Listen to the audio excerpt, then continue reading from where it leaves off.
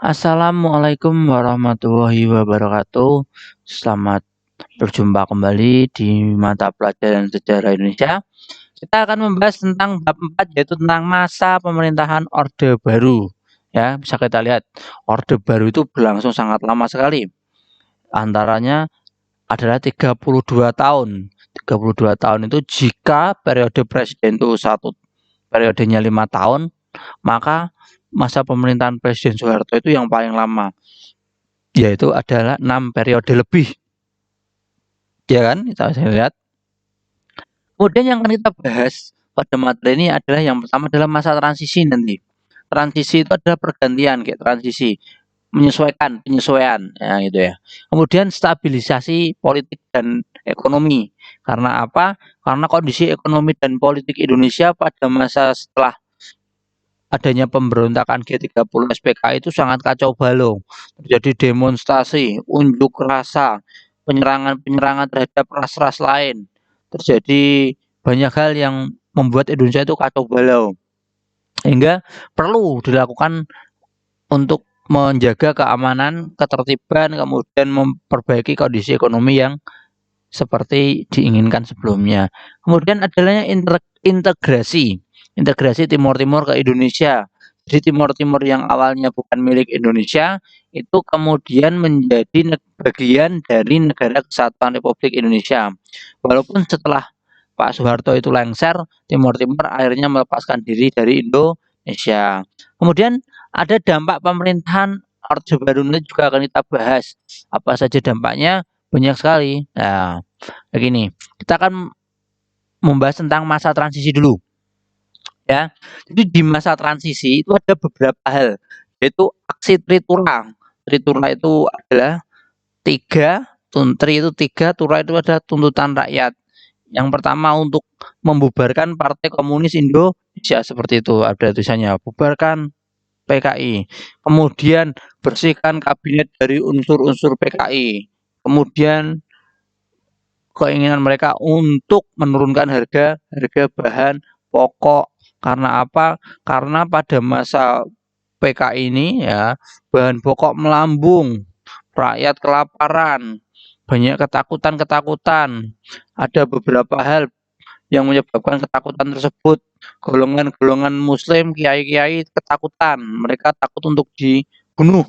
Karena menurut cerita yang beredar di masyarakat bahwa orang-orang yang disasar oleh PKI itu adalah orang-orang yang beragama, ada yang hidup di agama-agama yang baik. Mereka yang ada di masjid-masjid, pesantren-pesantren itu mereka menjadi sasaran utama menurut cerita yang berkembang saat itu.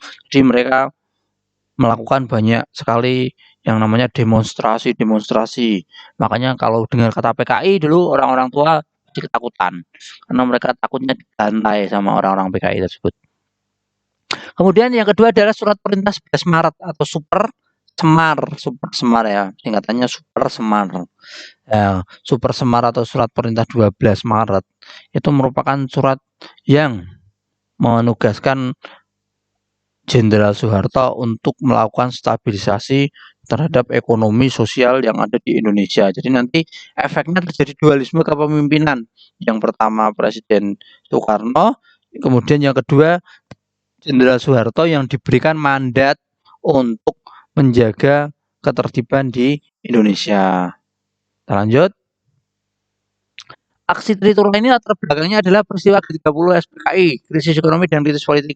Seperti tadi yang disampaikan bahwa pembubaran PKI serta ormas, ya, kemudian pembersihan kabinet dari unsur PKI, kemudian penurunan harga kebutuhan pokok, ya, gitu ya.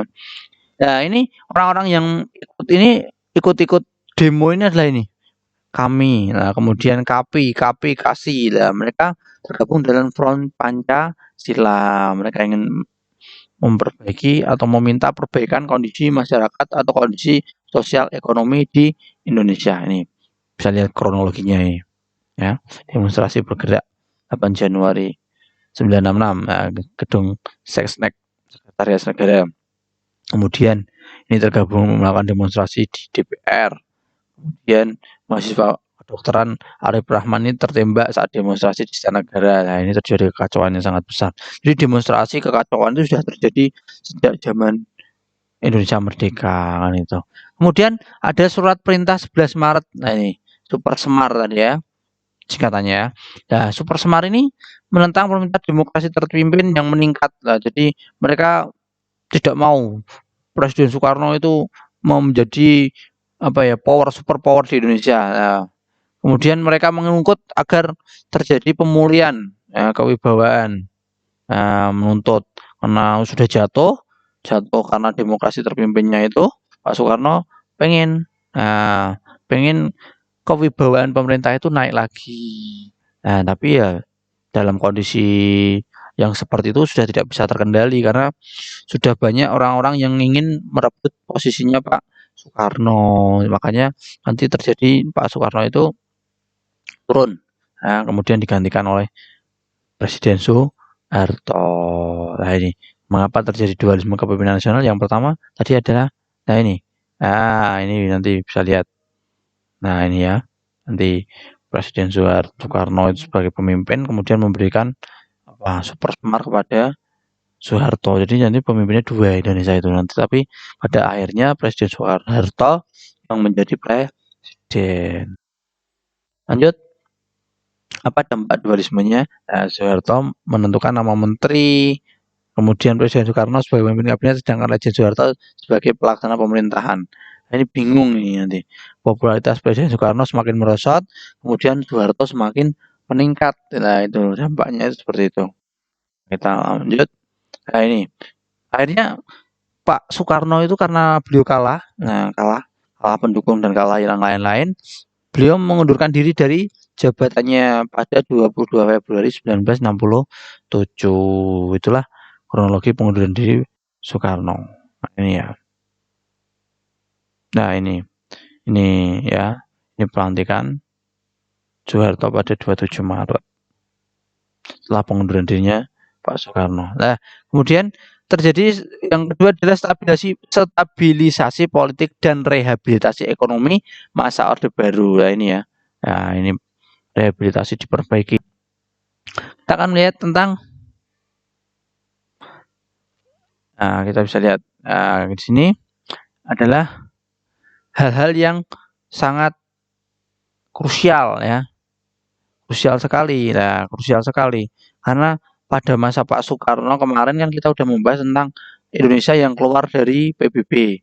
Nah, kemudian pada masa ini Pak Soeharto, ini Indonesia kemudian aktif menjadi PBB lagi, kemudian mengakhiri konfrontasi dengan Malaysia, kemudian membentuk ASEAN, bebas aktif, kemudian fusi partai.